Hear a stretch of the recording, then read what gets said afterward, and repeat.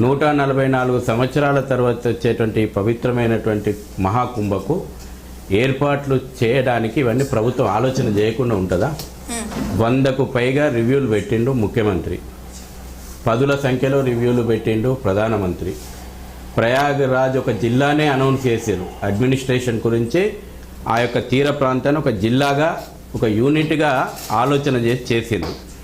ఇక ఇక్కడ మనము పార్కింగ్ 50 కిలోమీటర్ల దూరంలోనే ఆపుతా ఉన్నారు.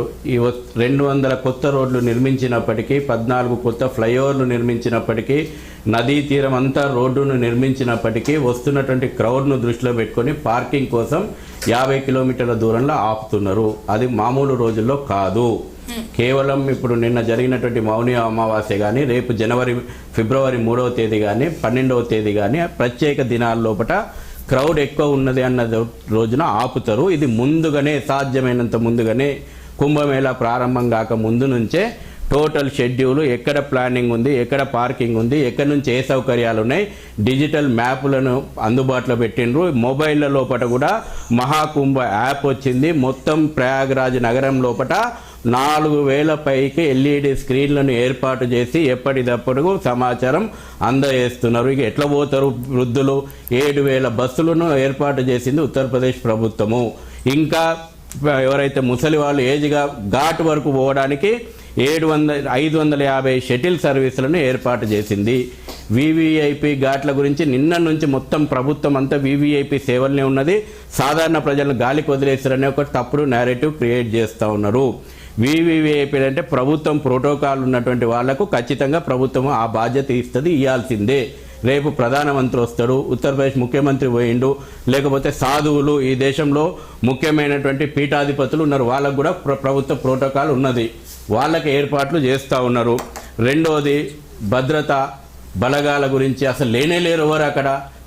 లెక్క చెప్తున్న 50,000 మంది ఉత్తరప్రదేశ్ పోలీసులు, 14,000 మంది హోంగార్డులు, 1800 మంది గంగా ఘాట్లు, రైల్వే పోలీసు, 25,000 మంది NCC, 25,000 మంది NSS, CRPF, రిజర్వ్ పోలీస్ బలగాలు. అవసరం అనుకుంటే కేంద్ర ప్రభుత్వం నిన్న బలగాలు ఇస్తామని చెప్పినా సఫిషియంట్ భద్రతా బలగాలు కుంభమేళ లోపల ఉన్నాయి. క్రౌడ్ మేనేజ్మెంట్ అదే చెప్పినా కదా. ఇప్పుడు మొత్తం ఏ బలగాలు ఎంతమంది ఉన్నారు? 1,50,000 పైకి ఉన్నారు. 1,50,000 పైకి ఉన్నారు. ఇంకా చుట్టుపక్కల CRPF కేంద్రాల్లో కానీ, ర్యాపిడ్ యాక్షన్ ఫోర్స్ కానీ అవసరం అనుకుంటే యుద్ధ ప్రాతిపదికన దింపడానికి అన్ని రకాలైనటువంటి ఫోర్స్ ఉన్నది. తర్వాత క్రౌడ్ మేనేజ్మెంట్ ఎట్లయితున్నారని చెప్పినాను కదా. 13,000 రైళ్ల రాకపోకలను మానిటరింగ్ చేస్తున్నారు. 1.6 లక్షల టెంట్లను నిర్మాణం చేసిండ్రు. 24 సెక్టర్లుగా విభజించి చేస్తూ ఉన్నారు. ఇంత రకంగా ఎక్సర్సైజ్ చేసి చేస్తున్నారు. అద్భుతంగా జరుగుతుంది. చిన్న సంఘటన 30 మంది ప్రాణాలు కోల్పోవడం అత్యంత బాధాకరం. అయినా ప్రజలు రేపు రాబోయే రోజుల్లో కూడా ప్రభుత్వం కానీ, పోలీసులు కానీ ఇచ్చినటువంటి ఇన్స్ట్రక్షన్స్ తూచా తప్పకుండా పాటిస్తూ మన యొక్క పుణ్యస్థానాలను ఆచరించాలి. ఇక పుణ్యస్థానం చేస్తే పేదరికం పోతుందా? వ్యంగ్యంగా మాట్లాడినటువంటి నేతలు దురదృష్టకరం. ఈ దేశాన్ని మరి ఇంతకాలం పేదరికం ఉండడానికి కారణం ఎవరు ఏలుబడి లోబడి దేశం పేదరికం ఇంకా పేద దేశంగా ఉన్నది. ఎవరు ఏలుబడి కారణంగా ఇంకా ఈ దేశం అభివృద్ధి చెందుతుందనే దేశంగానే ఉన్నది. నేను ఇవాళ చెప్తున్నా, ఈ దేశం లోపల ఇప్పుడు కుంభమేళకు సంబంధించినటువంటి చర్చనే చెప్తా.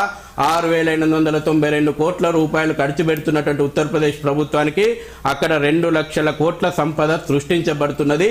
20 లక్షల మంది ప్రజలకు ప్రత్యక్షంగా పరోక్షంగా ఎంప్లాయ్మెంట్ వచ్చింది.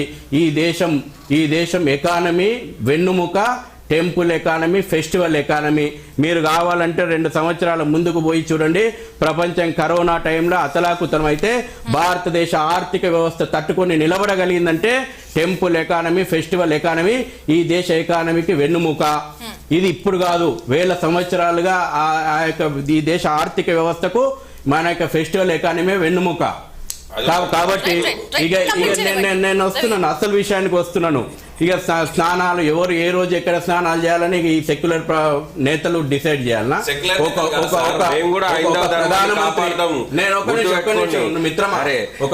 ఎట్లా మాట్లాడుతున్నారంటే మీరు ఒక పార్టీ ధర్మాన్ని కాపాడుతున్నటువంటి వ్యక్తులు. మీరు అందరు హిందువులే. ఈ భారతదేశంలో ఉన్న వాళ్ళు అందరూ కూడా హిందువులే. ఇంటర్వ్యూ యాక్సిడెంటల్ హిందువులు కాదు. ఒరిజినల్ హిందువులు. నెహ్రూ చెప్పుకున్నాడు యాక్సిడెంటల్ హిందువు అని. యాక్సిడెంటల్ హిందువులకు డౌట్ వచ్చినది, ప్రయాగల పోయి మునుగాలనా మునుగొద్దా, నేను జంజదారి పాపనాయనను మరి ఎందుకు పోయి మునుగుతలేడు? ఎవరు వద్దన్నారు? ఎవరు వద్దన్నారు? ప్రధానమంత్రి పోతున్నాడు, గర్వంగా నేను హిందువులని చెప్పుకుంటున్నాడు, సనాతన ధర్మాన్ని ప్రధానమంత్రి పార్లమెంట్ లోపల హిందువుల తీవ్రవాదంతో చిత్రీకరిస్తలేడు, లేకపోతే సనాతన ధర్మాన్ని ఎరాడికేట్ చేస్తా అంటే వాళ్ళతో పొత్తు పెట్టుకుంటలేడు. ఇవాళ సగౌరవంగా నేను హిందువును, నా ధర్మం ఇదని చెప్పుకుంటున్నాడు. 5వ తారీఖు పోతారా, 6వ తారీఖు పోతారా? ఈ భారత రాజ్యాంగం ప్రతి వ్యక్తికి ఇచ్చినటువంటి ఆధ్యాత్మిక హక్కును ఈ దేశ ప్రధానికి కాల రాస్తామా? మనం డిక్టేట్ చేయాలి ఏ రోజు పోవాలో? మీకు ఎందుకు వస్తుంది బాధ? మీరు బహిరంగంగానే హిందూ వ్యతిరేక ఎజెండాని చాటుకుంటున్నారు, మీకెందుకు? హిందువులకు క్లారిటీ వచ్చింది. బహిరంగంగానే మీరు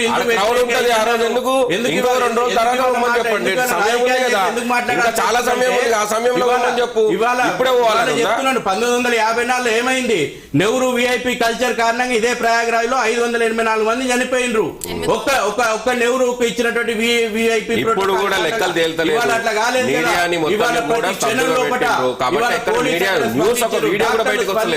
పారామిలిటరీ బలగాలు స్పందించినాయి. ప్రభుత్వం రెస్పాన్సిబిలిటీ నుంచి తప్పించుకోలేదు. ఎవరినో తిరుపతి సంఘటన గురించో లేకపోతే ఇక్కడ సంజయ్ థియేటర్ సంఘటన మనం దీంతో కంపేర్ చేయొద్దు. ఇవాళ ఒక బాధ్యత గల ముఖ్యమంత్రి ముందుకు వచ్చి బాధ్యతను నేను స్వీకరిస్తున్నా అని చెప్పిండు. ఎవరో అధికారుల మీదనో పోలీస్ అధికారుల మీదనో అక్కడ డ్యూటీ ఉన్నటువంటి వాళ్ళ మీదనో నెపాన్ని ఎట్టివేయలే. రాష్ట్ర ప్రభుత్వము ఈ బాధ్యతను స్వీకరిస్తుంది. తప్పకుండా దీనికి పశ్చాత్తాపడుతున్నాం అన్నాడు. జరిగిన పొరపాటు పైన జ్యుడిషియల్ ఎంక్వైరీకి ఆర్డర్ ఇచ్చిన్నాడు. ఇవాళ పాజిటివ్ గా ఆలోచన చేద్దాం. ప్రధానమంత్రి 5వ తేదీ ఈ దేశం యొక్క 142 కోట్ల మంది ప్రజల పక్షాన పోయి రామ్ లలాకు సాష్టాంగ నమస్కారం పెట్టినటువంటి ప్రధానమంత్రి. అంతకుముందు రాముడు లేడు, రామాయణం లేదు, రాముడు మిథ్యా అని ఇదే కాంగ్రెస్ ప్రభుత్వం సుప్రీంకోర్టు లోపల అఫిడవిట్ ఇచ్చింది. ఈ దేశ ప్రధాని ఇప్పుడున్నటువంటి ప్రధానమంత్రి నేను రామునికి వారసునని అనుకున్నాడు, రామ్ లలా ముందు సాష్టాంగ నమస్కారం పెట్టిండు. ఆ ప్రధానమంత్రి 5వ తేదీ నాడు ప్రయాగలో గంగా మాత లోపల మునుగుతున్నాడు. కాన్ఫిడెన్స్ బిల్డప్ చేస్తున్నాడు అనుకుందాం. ఎందుకు మునుగొద్దా? హిందువుల యొక్క ఆస్థాను, హిందువుల యొక్క విశ్వాసాన్ని ప్రకటించొద్దా? ఈ దేశం లోపల సెక్యులర్ పునాదులు ఏమైనా ప్రమాదం వచ్చిందా? సెక్యులర్ పునాదులు ఏమైనా కదిలిపోతా ఉన్నాయా? దేశం చూసింది, చాలా చూసింది. ఇప్పుడు శ్మశానం దగ్గర రాబందులు కాచుకొని కూర్చున్నట్టు ఎక్కడ ఏ సంఘటన జరగాలన్నా, ఎక్కడ దీని మీద చిల్లర రాజకీయాలు చేయాలన్నా ఇవాళ మునుగమను పోయి మునుగుతే ఇంతకాలం కాంగ్రెస్ చేసిన పాపాలను పోతాయి. ఆ రాహుల్ గాంధీని, సోనియా గాంధీని, ప్రియాంక గాంధీని పోయి మునుగమను. అక్కడనే చదువుకున్నారు. మీ తాత ముత్తాత ప్రయాగరాజ్ చదివిండు. మీ తాత ముత్తాత నెహ్రూ ప్రయాగరాజ్ రాజకీయాలు మాట్లాడతాం. ఎందుకు మాట్లాడడం? రాజకీయాలు చేస్తే రాజకీయ పార్టీగా నెహ్రూ అదే ప్రయాగరాజ్లో చదువుకున్నాడు, ఇందిరాగాంధీ అదే ప్రయాగరాజ్లో చదువుకున్నాడు, రాజీవ్ గాంధీ అదే ప్రయాగరాజ్లో చదువుకొని ఈ దేశానికి ప్రధానమంత్రి జ్ఞానం తెచ్చుకున్నారు. పోయి రాహుల్ గాంధీని కూడా జ్ఞానం తెచ్చుకొని మునుగమను. సార్ మీరు ఒక హైందవ ధార్మిక సంస్థకు సంబంధించినటువంటి ప్రతినిధి, మీరు దానికి జాతీయ అధికార ప్రతినిధి, మీరు మాట్లాడాల్సింది